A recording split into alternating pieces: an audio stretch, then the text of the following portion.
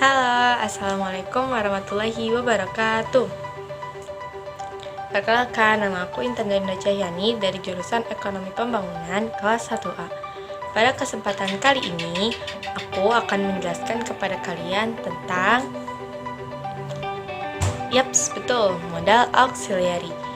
Nah, pernah nggak sih kalian membaca atau mendengar tentang modal auxiliary sebelumnya? Sebenarnya istilah ini tuh sering muncul saat kita mempelajari tata bahasa atau grammar dalam bahasa Inggris.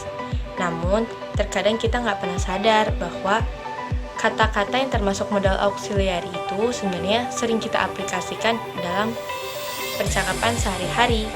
Jadi, biar nggak penasaran, aku bakal jelasin kepada kalian apa itu modal auxiliary. Tonton videonya sampai habis ya. Modal auxiliary. Pada kesempatan kali ini kita akan membahas beberapa materi terkait dengan modal auxiliary. Materi yang pertama adalah pengertian dari modal auxiliary itu sendiri. Yang kedua ada modal auxiliary. Yang ketiga ada aturan penggunaan modal auxiliary. Dan yang keempat ada macam-macam modal auxiliary beserta fungsinya. What do you know about modal auxiliary? Jadi, modal auxiliary adalah verb atau kata kerja yang ditempatkan sebelum kata kerja utama dan digunakan untuk memodifikasi dari kata kerja utama. Modal auxiliary itu terdiri dari present tense dan past tense.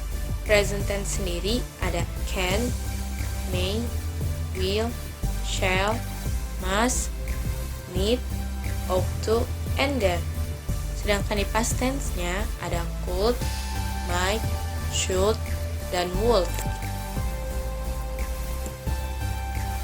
Selanjutnya adalah aturan penggunaan dari modal auxiliary itu sendiri. Yang pertama, kata kerja tidak boleh ditambah dengan s atau is jika terdapat modal auxiliary. Contohnya seperti apa? Contoh yang salahnya seperti Abhishek must go to her office right now. Sedangkan yang benar adalah Abhishek must go to her office right now. Dimanakah letak kesalahannya? Yaitu ada di kata goes. Harusnya sesuai dengan ketentuan tidak ada penambahan is atau s, sedangkan di kata goes ada penambahan is. Jadi yang benar adalah Abhishek must go to her office right now. Yang kedua, antara kata modal auxiliary dengan kata kerja tidak boleh dihubungkan dengan kata to.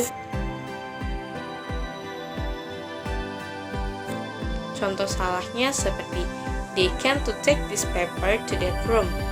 Sedangkan yang benar ialah they can take this paper to that room.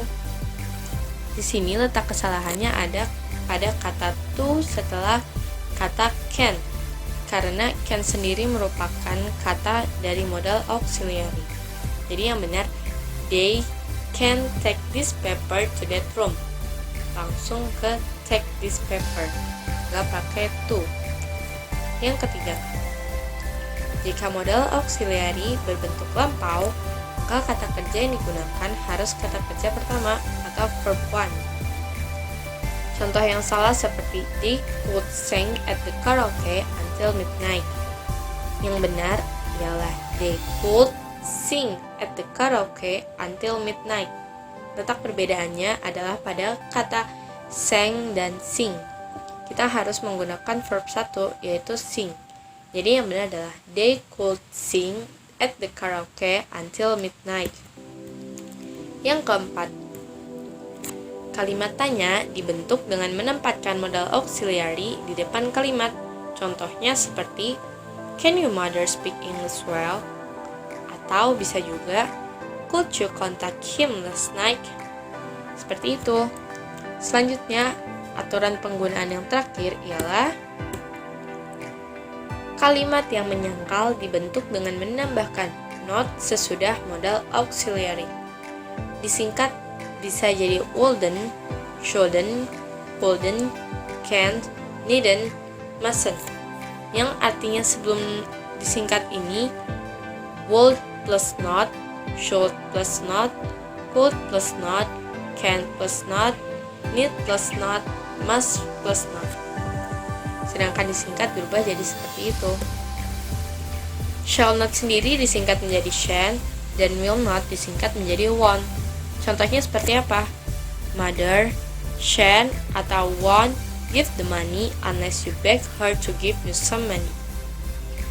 Masuk ke bab selanjutnya.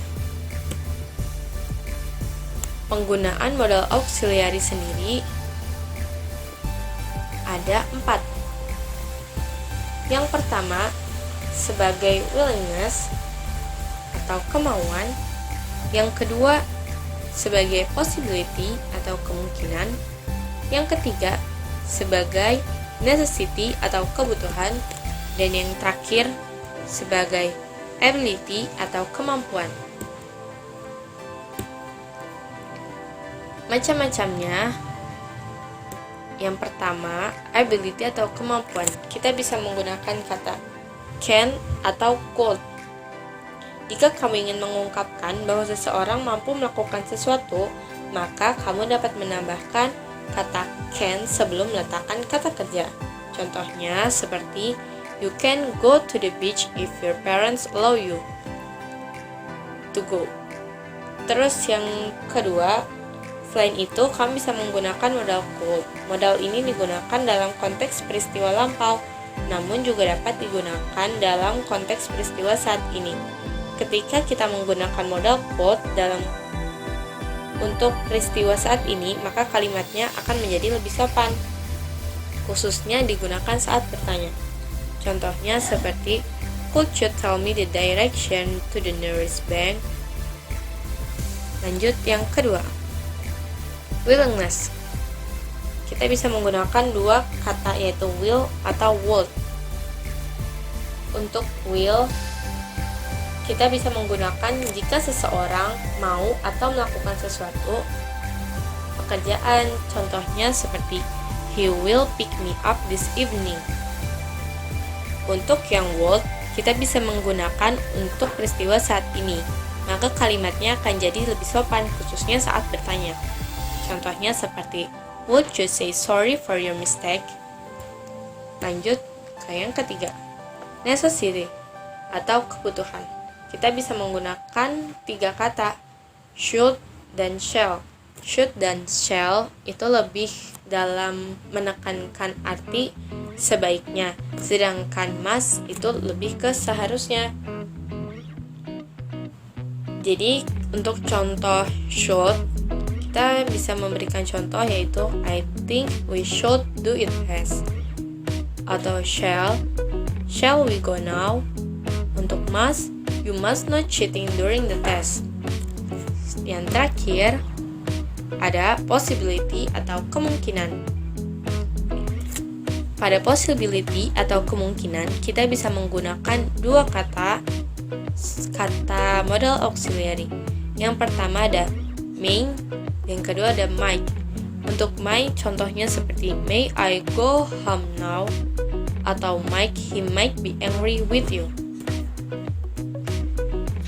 Sekian dari saya, semoga bermanfaat. Kurang lebihnya mohon maaf. Wassalamualaikum warahmatullahi wabarakatuh. Terima kasih. Itu dia penjelasan dari aku tentang modal auxiliary. Gimana? Sekarang kalian jadi tahu kan apa itu modal auxiliary? Dan ternyata setelah kalian nonton ini, kalian sadar deh, ternyata kata-kata dalam modal auxiliary itu udah sering kita dengar dan kita gunakan sebelumnya. Semoga ilmunya bermanfaat. Wabillahi taufiq wal hidayah. Wassalamualaikum warahmatullahi wabarakatuh. Bye bye.